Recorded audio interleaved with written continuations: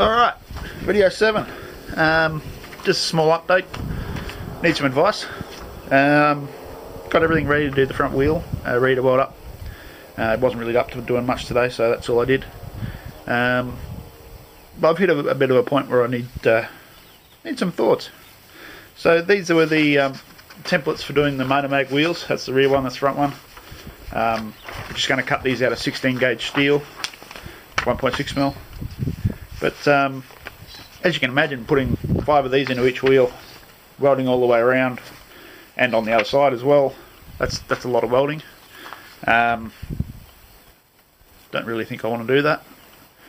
So but if I don't weld the whole thing, like if I just weld like each corner and maybe where the 4 spots are, it's going to look pretty unfinished, pretty average, which, you know, I'm not a real fan of. Putting a lot of work into this bike. I want it to be good. So yeah, that leaves me with a couple of options. I could just cut out of steel just this X bit, not the rest, not the surround bit, and then just weld that in the 4 places where it touches the wheel. That'll still give me the motor mag look,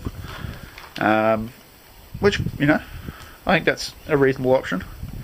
The other option is just leave them 5-spoke, which also looks good and is a reasonable option. So let me know what you think.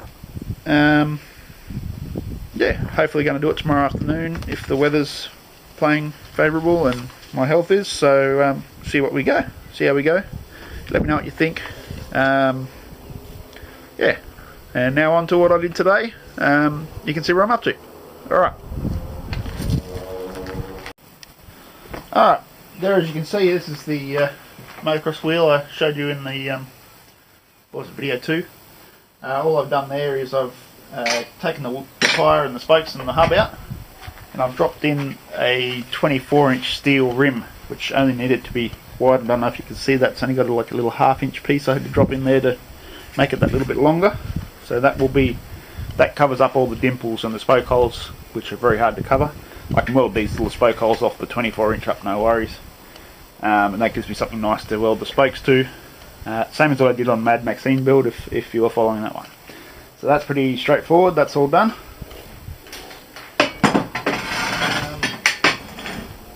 This will be what I'll be using for the front hub. I used to make my own just by using steel front hubs, but I found they're harder and harder to find on bikes now, to find a steel hub. And then I used to weld a washer on to hold the disc brake, which, you know, it works, but I came across these. You get a pair of these for I think $25 delivered, something like that. Makes it all a lot easier. Should make the finished result a lot neater as well. So that's going to be the front hub.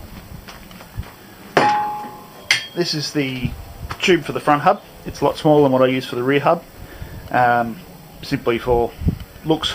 There's no real reason to use the thick pipe that I do on the rear hub on the front. And as you can see, that fits perfectly into my little jig. We're at 5 spokes ready to go on. Just wire brush the steel off, the rust off, and come to the right length. They sit in the jig, nice and easy. One other thing I'm half considering is maybe instead of using this for the front spokes, because it might look a little bit heavy, just to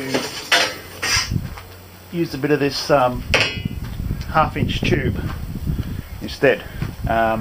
Will give it a lot lighter look. It's not a real lot of weight on the front end because the fork's so long, and all the weight's right at the back, so you could probably get away with just 5 of them.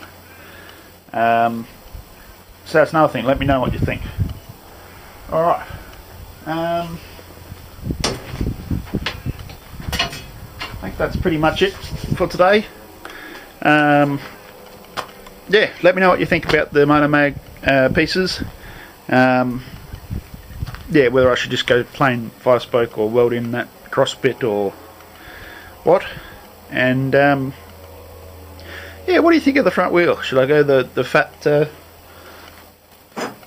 39 by 35 by 1/2-inch oval, or should I go the 1/2-inch tube? Let me know what you think.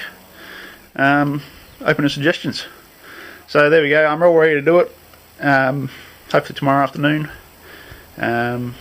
So get back to me. Thank you. See ya.